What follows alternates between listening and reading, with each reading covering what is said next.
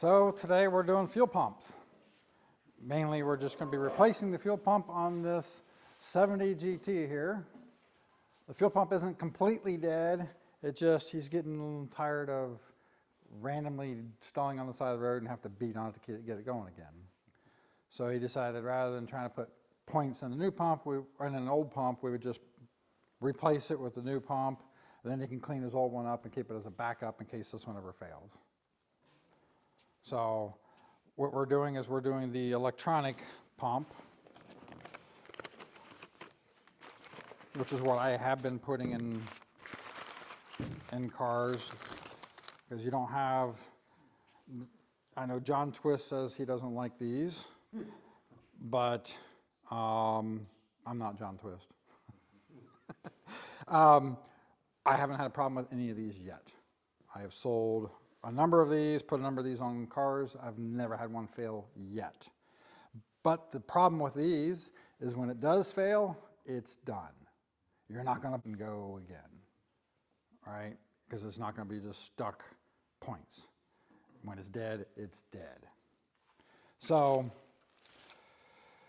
but they seem to be very reliable. They look exactly like the original pumps, sound exactly like the original pumps. So, but they do cost only about $20 more now, I think, than the other ones. So that's what we're going to be putting in today. I do have a selection of pumps here, of original pumps.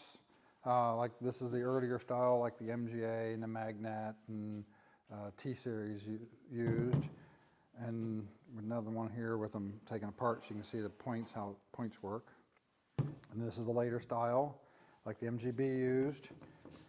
And then this is one of those Australian SU knockoffs that are Echo, I think is the brand name. And they're a popular replacement that's usually about half the cost, brand new, of these. I don't know how good the reliability is on them because I don't have that much experience with them, but I had one in the bucket, so I thought I'd lay it out so y'all can look at it. Now, we're not going to be able to actually see very well under here with everybody, but up on the lift, there's not much room to see. But I do have the wheel off, so we can kind of see from the side here. So we'll start out by getting that one off. One of the big issues on these, when you get into these, is over the years, the lines have been cut, hoses clamped in place, and you never know what you're going to find. Sometimes you got to replace all the fittings and do hoses and all the stuff in there, so you never know until you get in there what you're going to find on a car that, like if it's not yours, you haven't been in there, you don't know what's there, or it's a new car to you, or you've never messed with it. This is one of the few cars I've been under where everything is exactly as it left the factory. Nothing's been cut, nothing's been changed. It's exactly as it left the factory with. But one of the biggest issues too is a lot of times when you go to take this line loose, these things will siphon. And it'll just keep siphoning fuel out and siphoning fuel out and siphoning fuel out, and it won't stop. So it's always a good idea not to do this with a full tank. You have any idea how much fuel's in it? I kept it up for the winter probably. So you didn't tell me about this ahead of time. So. But we can't just vice grip this off because it's a hard line all the way to the pump. Okay, so I've got some hoses set up here that we should be able to, if it's siphoning, we should be able to put one of these over that fitting and stop it from siphoning. And that's why I have this set up to catch any fuel that we know some's going to run out, but to catch fuel, if it is siphoning, to catch it while it's running out and while I'm trying to get it stopped.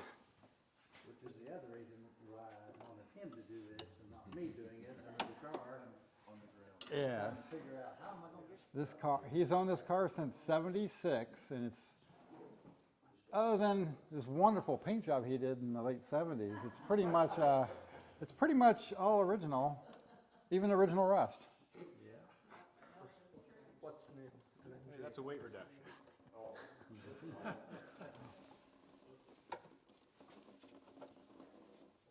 Oh, good, it's not gonna siphon. Yay, we got lucky there. About 50% of the time I see them things siphon out. And about 50% of the time they just dribble and we're good. Okay. I'm surprised it was that easy to take that off. This time we got lucky.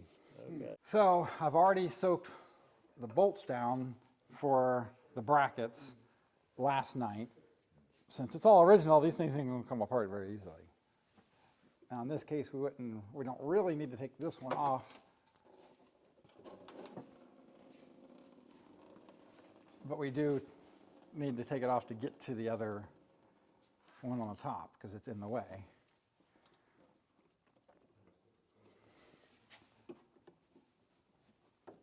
Oh yeah. And you can buy all these fittings and the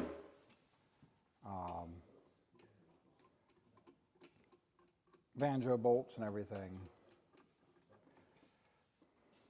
because they sell these with a nipple hanging off the end here and with the threaded both ways.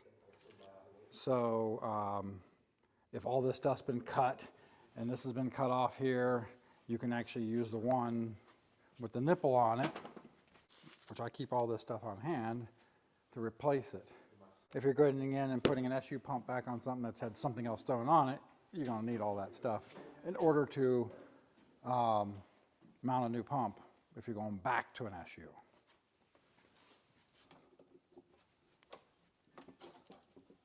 So I keep all that stuff on hand because you never know on any car you get into what you're going to find.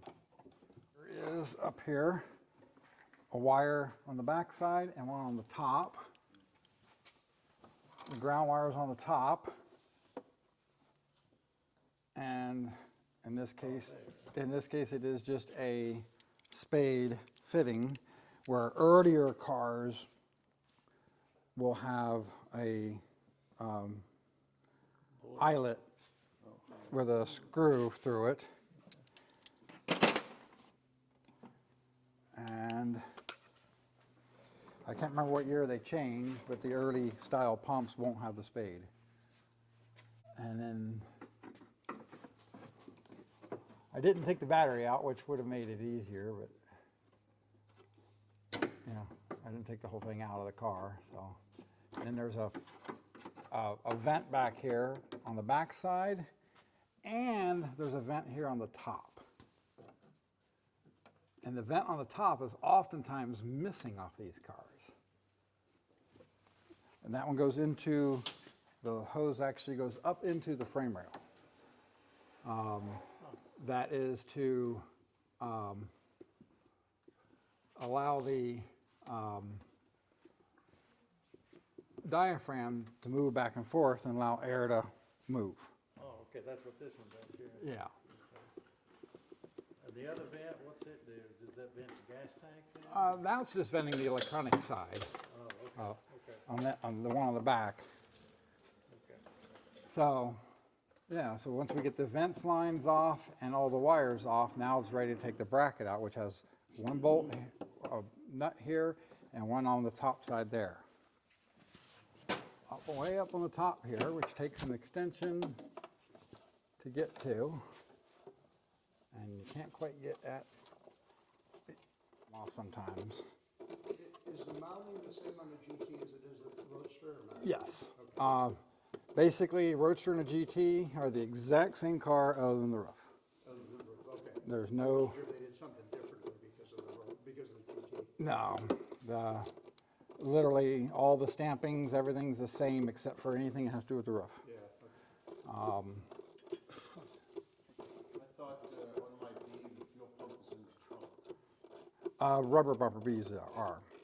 Rubber bumper bees stick through the back side above the fuel cell, or above fuel pump, not cell. I haven't messed with it, but I'm pretty sure it's there.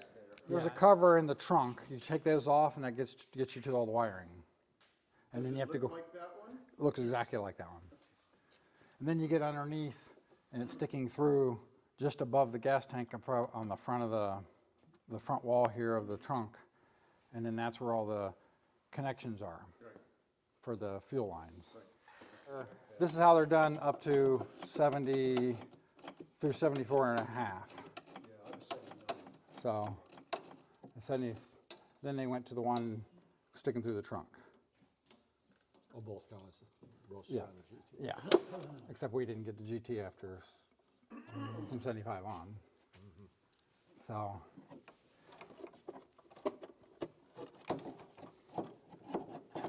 oftentimes this setup is not in these cars. You see these mounted all kinds of different ways when people have been in there screwing around, which is very common.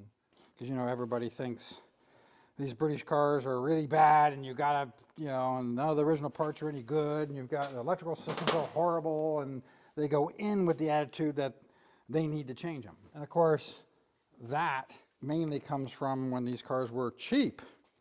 And college students, like when he was in college, had them, and we're just keeping them running on a tight budget and, you know, not maintaining them well. That's where most of the Well, what I had to do was. most of the reputation comes from. I used to like. Well, I see now the two holes on the end of this thing, like on the new one, it's got threaded, that's. Yeah, it's because in threaded. in some cases, this is mounted through these holes. Okay, Depends on the car you're working with. right, The B just happens to be mounted this way instead, okay. which we're having fun with This this. is the original pump? Oh, yeah. Oh, yeah. Now, of course, normally what I would do is clean all this stuff up and in the wash tank, which you might go ahead and do real quick. Just scrape it off and clean it up.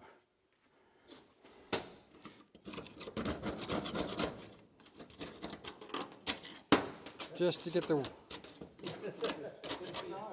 Authenticity, that's what that is. just getting some of the grime off of it. I don't want to clean it up so much that it then starts rusting on you, but Yeah. I want it to not quite so crusty to work with. Now, these things do have a top and a bottom, and an inlet and an outlet. So the outlet's this one, and the inlet's this one, and the outlet has to be on top, or they don't work right. If you lay them sideways or flip them over, they won't consistently pump. Now these also have O-rings in them rather than the fiber washer underneath this connection here, but you still have a fiber on the other side. And we'll put new fiber washers on.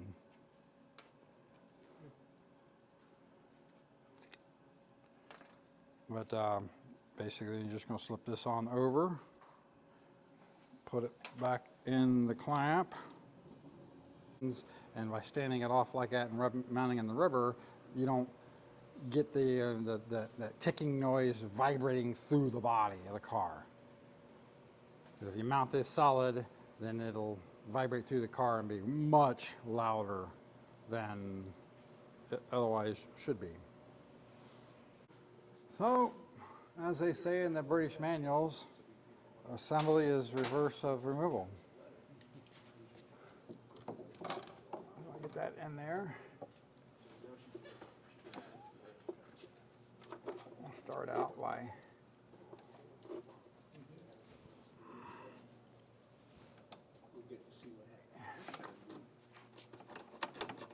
So does it matter how far you stick it through there on the bracket? yeah, because what I'm going to do is adjust this so that it lines up here, just in and out and turning it so that it lines up to this. Yeah, okay. And that's why I haven't tightened this yet.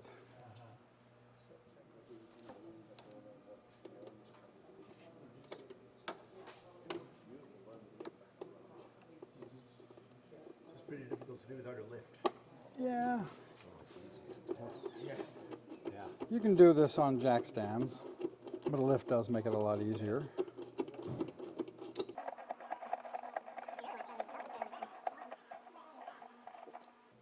I still say the lift was the best money I ever spent on my shop.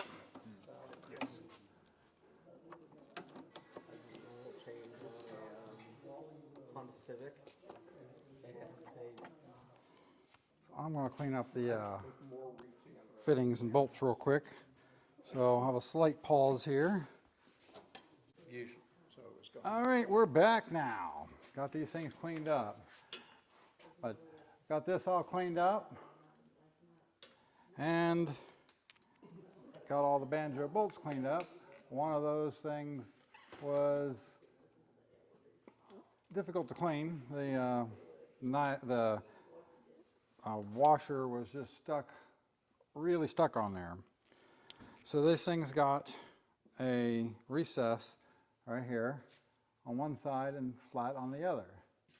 So the way you put this on is the washer,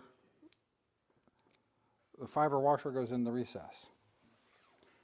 So then the flat side will go against the O-ring on the new pumps. But we also, this is, we want to start with the other one first though.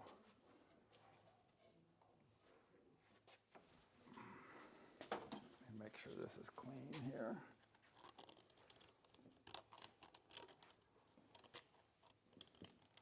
It probably would have been a good idea to have gotten a new hose here, because you can buy this hose all pre-made.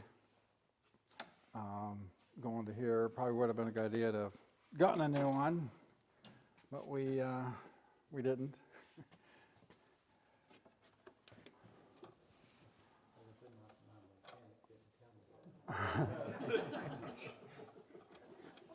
Oh, your mechanic also didn't know what he was going to find under here.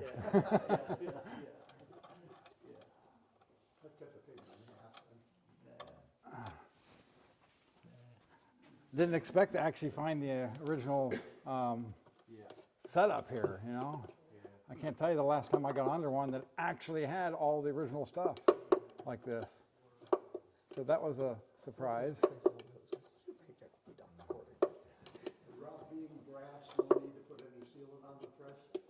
No, and the bolts aren't brass actually, but it's not the threads that are sealing. You got an O-ring on the back side here, and then the fiber washer on the front side. That seals it. Okay. And then for the for this, it's a tapered seat, so it. And you said the one for the pressure's not that great on it, right? Yeah, these only put out. You only need 1.5 pounds of pressure to feed these SUs. These pumps are only about 2 pounds ish, 2-3 pounds.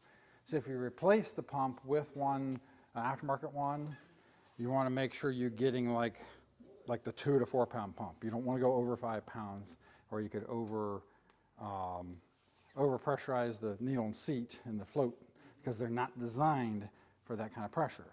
And then you could flood them out.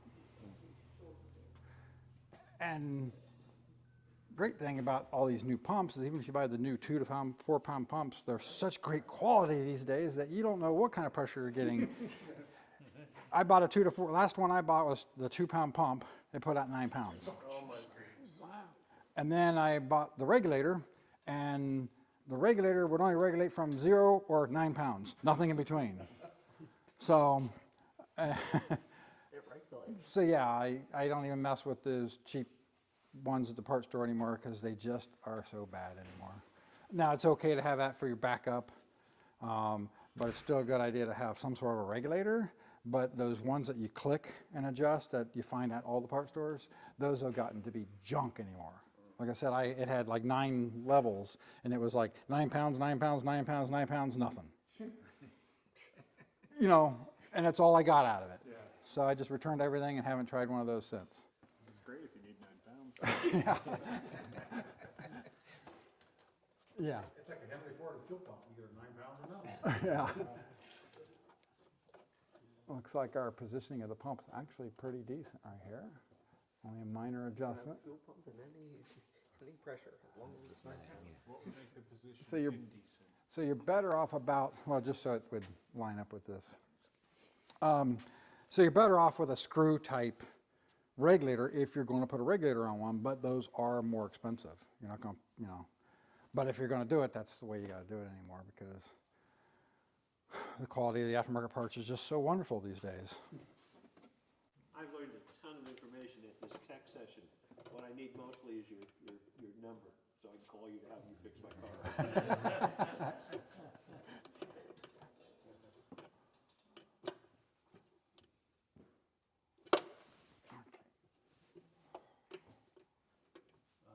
I'm just surprised that those lines came up as easy as they did.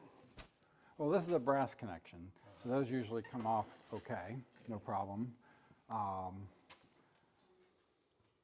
I'm actually surprised that the bolts came out as well as they did. That's what I was most worried about. You said you soaked them last night. Yes, I did soak them last night.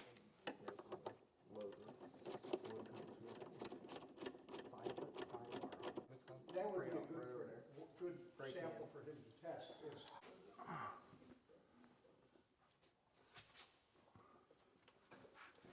have to play with the wiring a little bit.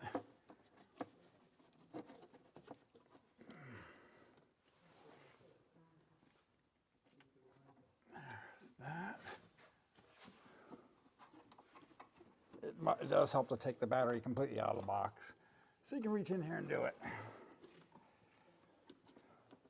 All right, there's that. So now we just got to hook up the breather lines, and then the fuel pump installation is done.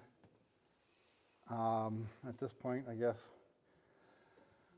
we could lower it down and see what happens.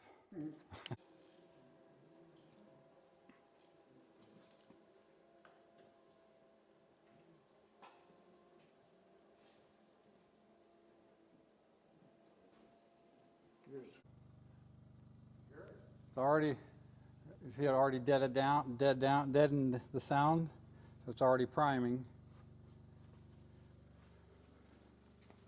So is it trying to prime?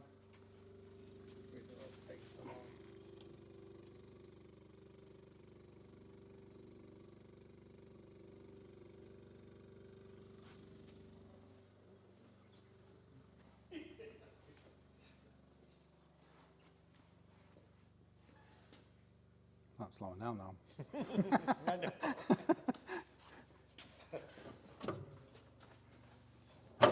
Looking at. Yeah. I say the sound changed pretty quickly though. So what we'll do is we'll take the line off here and make sure it's pumping good.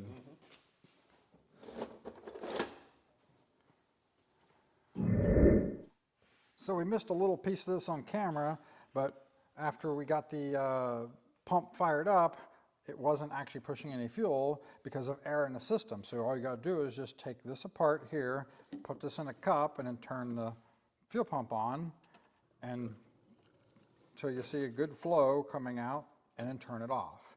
And we had gotten some air out, and then the pump fully primed and is good to go now.